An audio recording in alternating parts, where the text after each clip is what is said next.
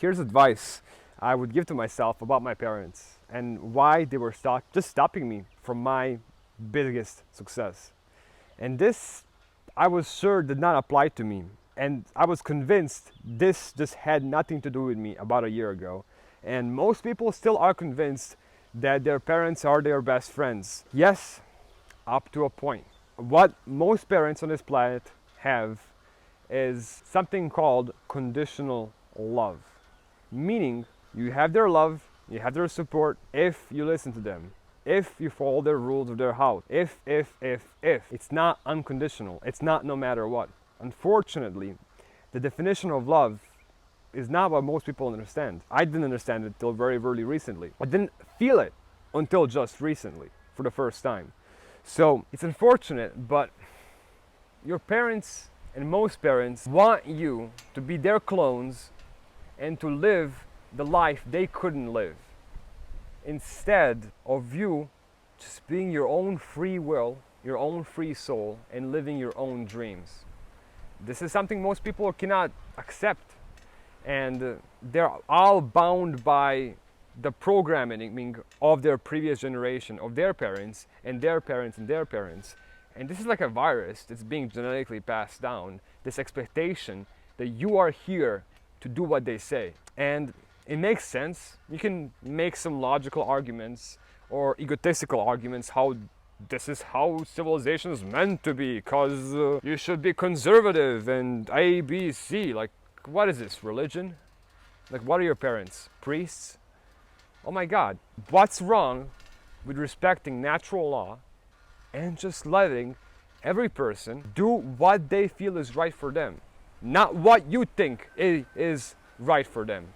Because nobody can tell you what's right for you, not even your parents. I'm sorry to break it to you, but most parents, and even mine, which I was convinced are the best parents in the world. I was absolutely convinced my parents are the best parents in the world for the first 22 years of my life. Then I moved away from my parents, had it towards 3 years, just living on my own and following this crazy spiritual journey I'm on, having been in a financial journey, having been in a journey just chasing hedonism and materialistic things and a number of girls and all these things a guy is supposed to have. I realized that they never supported me when I was doing things that they didn't understand. They only supported me when I was providing safety to the family and I was doing things that are supposed to be done in a conservative way because life is supposed to be lived by these list of rules. I mean, if there was a list of rules for life, you would have an instruction manual when you were born. You don't. You're not a tool that has an instruction manual. You are an unconceivable soul that has no limitations and should not be bound by rules and boundaries. Yes, there are some natural laws and universal laws you have to know that are very, very simple. And it's as simple as don't take other people's lives unless it's something, a really specific exception, like that thing, being or animals is sacrificing itself for your food or whatever. Even in self-defense, it's questionable whether it's right to take another person's life. But I'm not going to talk about the universal laws in this logos, as the mystics would say. But I mean, it's obvious what we shouldn't do. Treat others like you should treat yourself. But I'm not here to start a religion. Let's just talk about your parents. And at the end of the day, when I was told by a really enlightened person that the parents of that person literally don't talk to that person anymore, I was like, that can't happen to me. My parents love me. And I was afraid, like, well, if I go on this spiritual journey, will they also not want to talk to me anymore? And sooner or later that happened. They called me crazy. They said I'm a part of a sect. I've left my religion. I've forsaken my country. I've not been loyal to my peoples because I was listening to music that's some chanting of mantras, which is definitely not Christian. And I was writing down a journal, which is a pussy thing to do for a Serbian young man. And I was I don't know, putting my water on sun because I like sun charged water, which is totally something our grandparents would never do.